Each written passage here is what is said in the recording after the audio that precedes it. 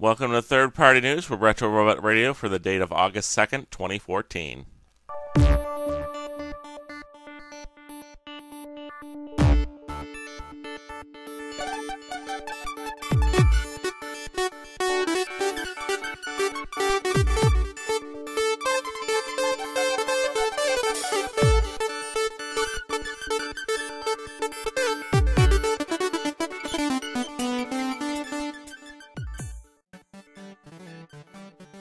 Alright, this week we'll be taking a look at what new toys have been appearing online.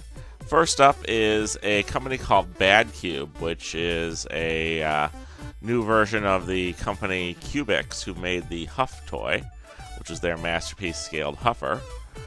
They've been showing off some prototype images of their Brawny and Backland figures, who are Brawn and Outback, masterpiece scaled. They have a new factory. They've been pushing that because they had some trouble with quality control last time, and they think this will be an improvement. Also, we will have die-cast parts in their Brawny and Backland figures. As you can see, they scale pretty well in vehicle mode with the masterpiece Autobot cars. This looks like a color test shot, even. The original prototype was a little bit short and wide looking, whereas the test shot looks like it's a little bit skinnier, which is an improvement. And here's Backland, their version of Outback. They've also been pushing that these two toys, which will be sold in a bundle together, will come with a variety of accessories, things that Brawn and Outback have used in the TV show. Cutting torch, drill, Decepticon detector, just little things that they had in their hands in any episode. So that's a nice little bonus. You don't have to wait for Dr. Wu to make the add-on. Daca Toys has shown off that the replacement parts have been manufactured for anyone who had any defects in their Kronos figure. Yeah, it looks like there's a lot of stuff here, but they just manufactured anything anyone could have any trouble with because they want the final figure to be perfect. So if you had any trouble with your Kronos figure, they got you covered. Good work, Daca. DMY has opened pre-orders for a cute little add-on. It's a set of missiles for Ultra Magnus, shown here on the Beast. No, this is the Transformers Prime, the original Transformers Prime Ultra Magnus figure. They are actually just clip-on through 5mm pegs, which that figure happens to have right there on its shoulders, so it's very convenient. But they're just 5mm red and white missiles. They cost about $10 on pre-order, and can connect to any figure that needs a set of missiles. So it's not a bad add-on. It's a little bit redundant on some figures, but I'm wondering what other figures could use this. Maybe the Fall of Cybertron one, or, and you know, aren't there 5mm ports on the original G1 Ultra Magnus? You could put them on them. Or you could just put them on a B-Mog. It's 5mm. DX9 Toys has teased a D04 figure. A lot of people have been looking at this and saying it looks a lot like a Super Mode Optimus Prime or a Jinri, God Jinri figure. And it does. Other people have said it looks a lot like an armored up version of Invasion Mode Optimus Prime from the Age of Extinction toy line. So we'll wait to find out more information on them soon.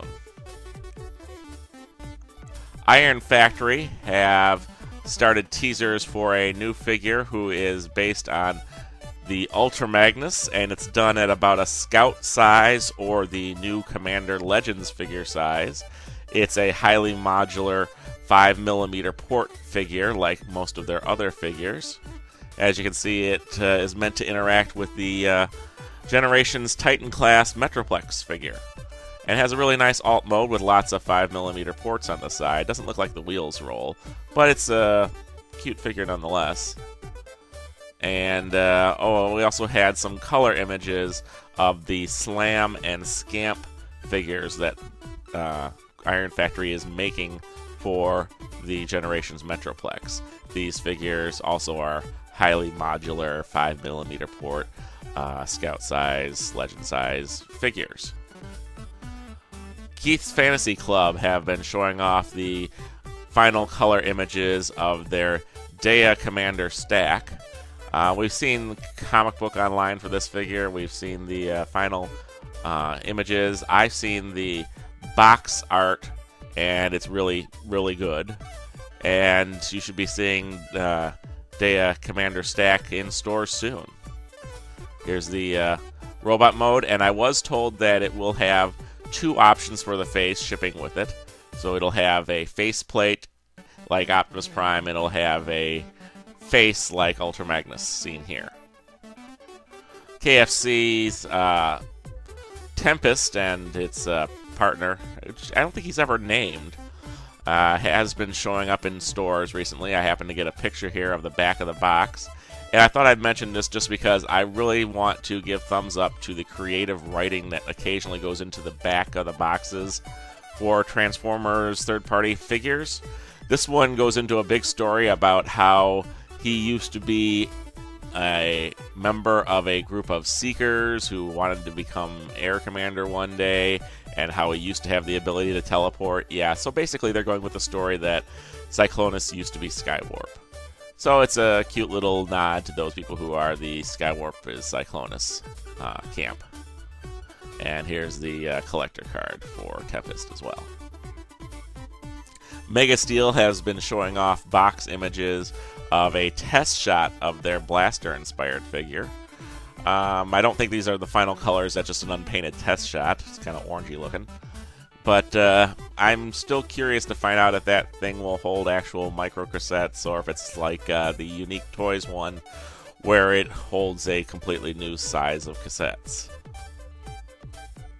A new company called Ocean Designs is showing off a set of stickers they're making for the Masterpiece Grimlock figure. And it's going to come in a little sleeve with the stickers. It's kind of fancy packaging. I don't know if that's going to add to the price, but it does make it a little more professional looking than just stickers in an envelope. Not saying anything bad about Repro Labels, though, because they are one of the best label companies I've ever seen. So we'll see if this is a thing that continues, or if this is a one-off thing that they're making a Dinobot labels from Ocean Designs. Here's a picture of the Grimlock with the stickers on him. SXS have announced their first movie-inspired add-on set. It includes a bulletproof vest, fitting bags, hand grenades, and weapon rack for the Age of Extinction Hound figure. So if you guys like that guy who should have been called Bulkhead and want more guns for him, there you go. TFC Toys have shown off the completed images of its Ares Combiner. Finally, their last figures are coming out, so they're going to be the... Looks like they're going to make the second of the Predacon Wars to complete their figure. Mastermind Creations not far behind, though, so it's going to be a real race. The first one to come out, of course, was Unique Toys Warlord. That one beat them all by a mile. But a lot of people say that the Ares and the Mastermind Creations put a lot more into the figures, so depending on if you want extremely detailed or extremely fancy figures, or just simple G1 with articulation, you got your different choices, which I think is a good thing. Here's a picture of Ares combined. And here are the alt modes for the figures. A lot of people are saying they'd love to see these guys recolored as Beast Wars Maximals, with Leo Convoy, Rhinox, Cheetor. You know, I think it could be done. They're kind of neat looking. Oh, just a quick update also from TFC Toys spin-off of the Star Rescue Team Dinosaur Combiner. There's a box set of them appearing online recently, so you can, instead of buying the individuals, which usually end up shipping out of package because the package would end up so heavy, This one they're shipping in a box set. So I think that's about $90 for the whole figure combined in a box set shipped. I think Chimong Mung has it listed already in this version, and I'm sure other companies will have it soon. Toyworld finally surprised us again. Oh boy. You know what? Everyone complained, oh, there's too many Dinobots. We can't have too many Dinobots. It's too much choice. How dare they give us so many different things of the same thing? Well, you know what? Toyworld did a really good job with their Dinobots, and they announced them a long time ago. They just took their time in showing us the reveals, and their first ones this weekend was their versions of Sludge and Snarl. Snarl looks like he's about ready to ship and has a lot of chrome on him. I think that looks like the sword actually stores inside the tail, and the rifle stores on his back in the beast mode, which is a good way to keep the weapons from just having to be set aside. And you can see them compared to each other. But what is this? That's right. It's a combiner. So, if you guys want the combining gimmick in your Dinobots, go with this one or with the TFC toys. The Fans Project has their Melee Master, Target Master figures, add-ons.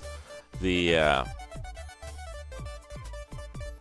Gigapower and Fans toys and Bullsfire all have their masterpiece sizes that are in different scales.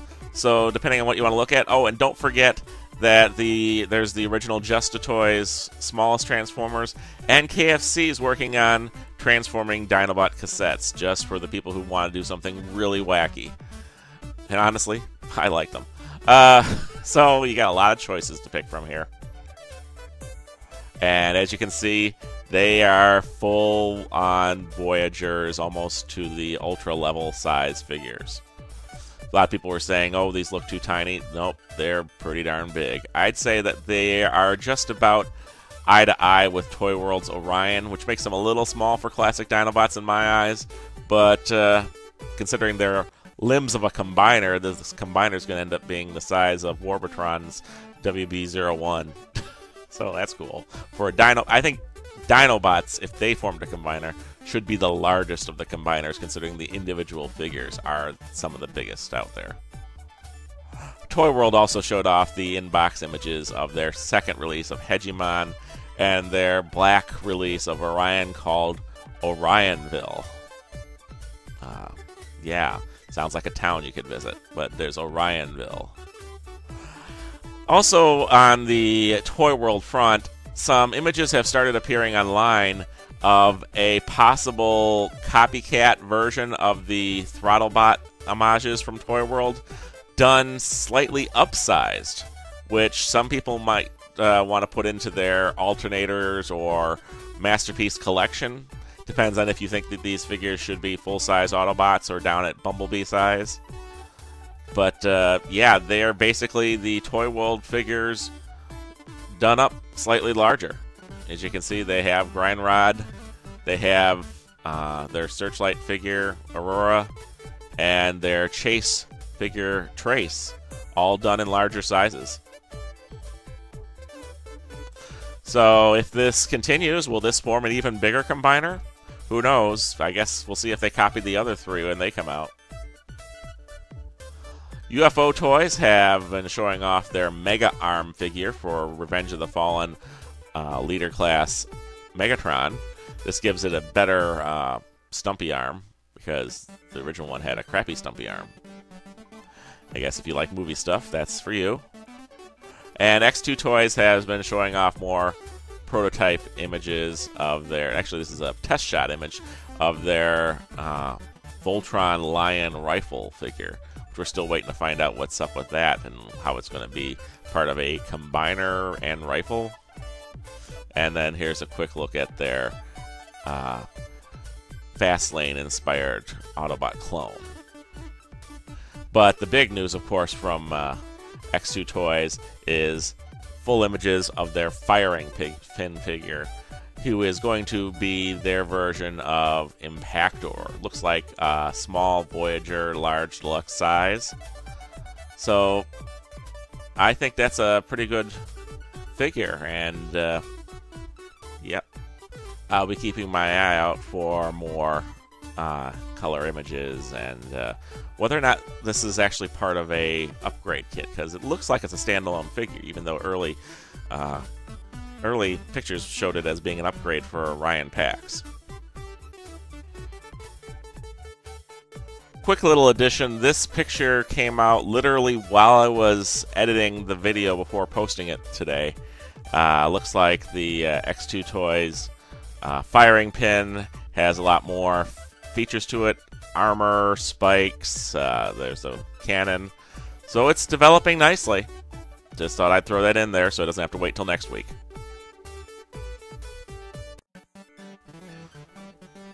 Some quick updates on the YouTube channel.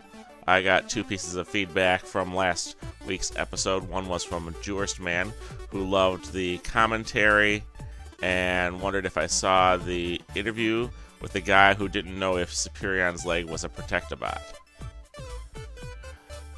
He says he has no guilt over third parties getting his dollars over Hasbro. And Tricon40 says he has no problem with things like making Blackjack out of Menosaur's chest shield, or making new characters into combiners, but he draws the line when they start omitting classic characters. So I think that's part of the problem a lot of people have when they start getting rid of Slingshot and Wild Rider and just putting new characters in their place.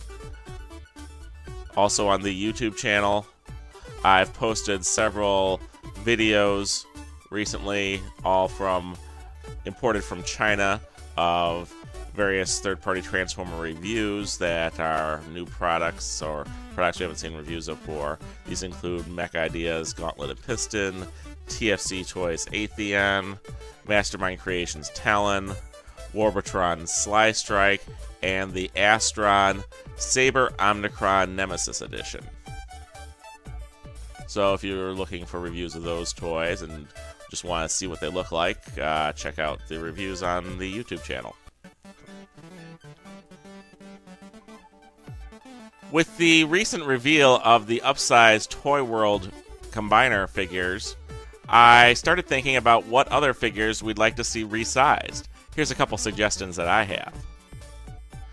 The Astron Saber Omnicron Nemesis Edition, which is a shattered glass version of Energon Optimus Prime and Wing Saber with added articulation.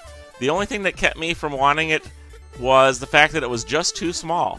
If they could have upsized the Optimus Prime part of it to be at least deluxe, I would have gone for it.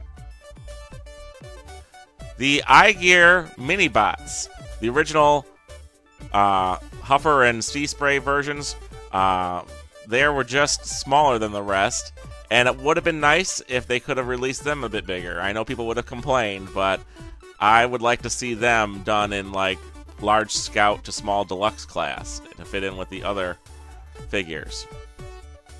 The KFC Tempest, great figure based on the Jedi Toys mold, but he's just too small standing next to Mania King. If you could have upgraded him to be at least eye to eye, if not a little taller than Mania King, he would have been perfect. And the Unique Toys Sound Mixer. They made him just a small Voyager in his alt mode, so that his cassettes ended up being a bit smaller than the normal micro cassettes. I would have been fine with upgrading him to be the same size as the Fall of Cybertron blaster, and then allowed him to use the original G1 cassettes. If you have any ideas as for third-party figures you'd like to see released in different sizes, let me know and I'll mention them on next week's show. This week's news brought to you from the pages of tformers.com and TFW 2005. News read by Matthew Ignash. Be sure to check out our YouTube page at Retro Robot Radio and leave a comment. And check out the third-party TF Crashers on Facebook.